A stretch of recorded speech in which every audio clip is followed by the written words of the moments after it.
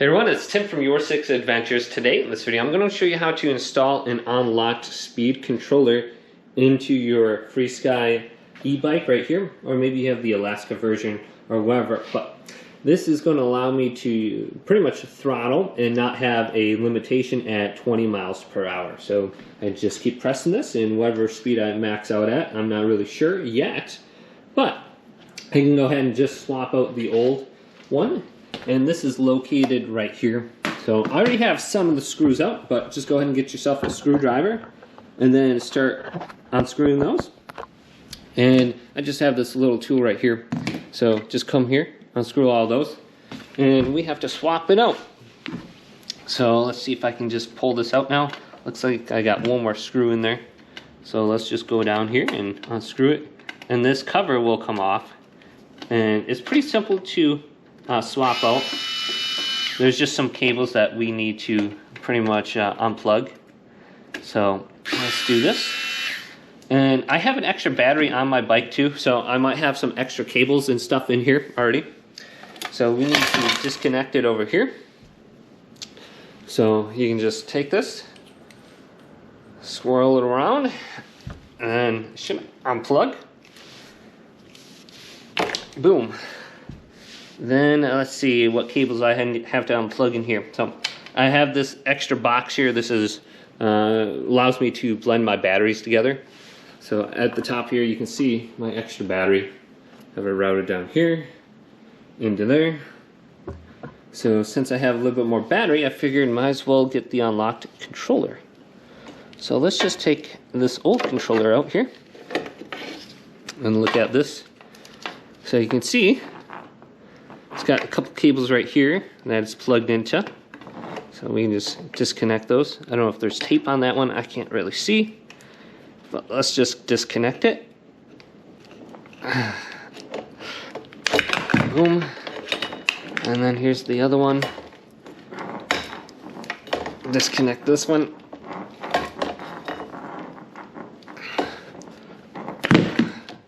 Alright, and then I got my cable right here. So I just disconnected the old one. Now I have to bring the new one in and just start plugging everything in. And I believe there is going to be an extra cord on here. Well, it doesn't look like it actually. I thought they had an extra one on here for the brake light, if you got that attachment. So let's just plug everything in now. This one you just have to line up the little two arrows. And then it should plug in and fit. So there's the two arrows. Just align them. And then push it in. Let's get the other one. So this one was a little bit more difficult to take out. So where is it in here? Let's see if I can get this out. So it kind of stops right there. So let's see, arrow to the arrow. Alright, push it in. That looks like it's in. That's a lot easier to put it in than to take it out. Now I'll put in my power here to the battery. And then this one I'm going to run alongside here. And then I'm going to retape this. There's going to be one small thing right here. You're going to need a head. It's going to be a zip tie. You just have to cut that. Then you're going to have another one over here that you're going to need to undo the zip tie. So you got those. Then you just plug this one in. See if there's any arrows to align them. I don't see anything. I'm just going to look at the connectors just to get an idea how to connect it. Alright, so that's in over here. And then all I have to do is screw this one on just a little bit like that. Then I could probably get another zip tie. Can't remember if it comes in the box or not. Looks like I'm just gonna have to put it right there. Yeah, that will work. And I'm pretty excited to try this out. It's gonna give me quite a bit more speed. It's always annoying when the throttle stops at 20. So I have everything plugged in. Now I just have to fasten everything down and put everything back together. So since you don't have an extra battery blender on here, it's going to be rather easy. You can just put this back in here and then tape it together if you really want. But for me, I'm gonna have to squeeze everything in really, really tight. I hope it stays in there. I would like to try to put it over here, this battery blender, but I don't have enough space whenever I put it over here. It kind of fits, but it doesn't. So I'm gonna go ahead and just arrange this and get it in and put the cover back on.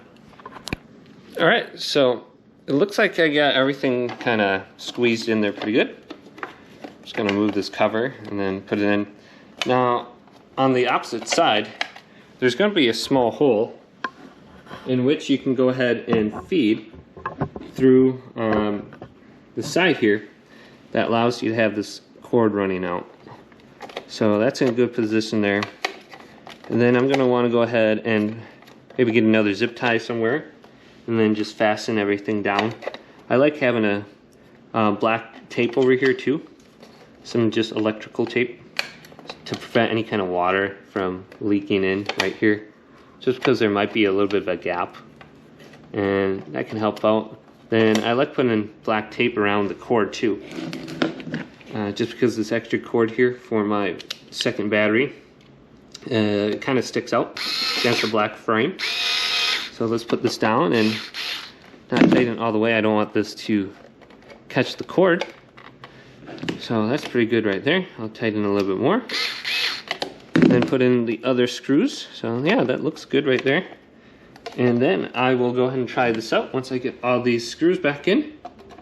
Go outside and then I'll get some zip ties here. I think when I got the bike, you get a little case with a bunch of tools in it, and that comes with extra zip ties. So if you have that laying around, you might have some black zip ties. All right, so here are the tools that came with it, minus these extra connectors for XT60 or XT90, but there are zip ties in here, it looks like. So if you can find the case with the Allen wrenches, and you should be good to go.